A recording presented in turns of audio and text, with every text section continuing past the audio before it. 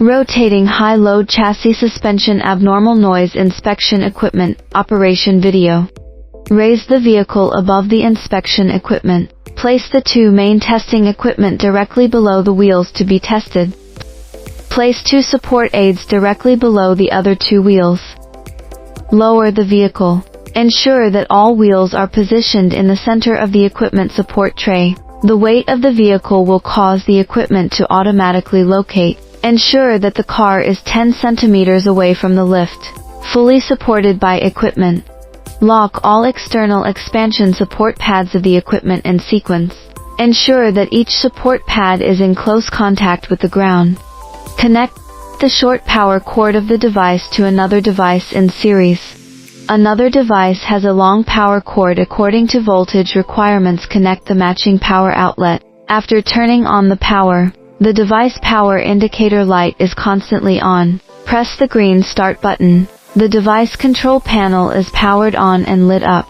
When the digital frequency appears on the display, press the green run key. The device begins to operate at its current frequency. The frequency knob can be used to control different operating frequencies of the equipment.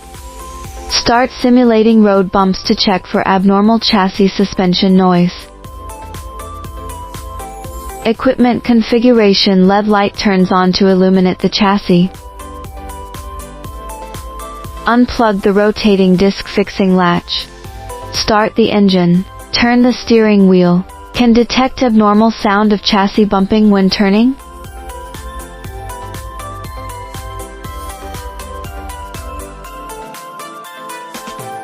Other buttons on the control panel. Remember not to debug settings without permission. This will cause changes in the operating parameters of the equipment, causing abnormal operation of the equipment. If setting is required, it should be done under the guidance of the manufacturer. Press the red stop button. The equipment is suspended without power. End of inspection. Press the red shutdown button. The equipment is powered off and stops working. If encountering an emergency situation, the emergency stop button can be pressed. Cut off the working power supply of the equipment. When the device needs to be restarted, need to rotate and flip the emergency stop button. Only then can you unlock it for the next step of operation. End of testing. Lift the vehicle to the wheels and away from the equipment. Release all wheel support pads in turn.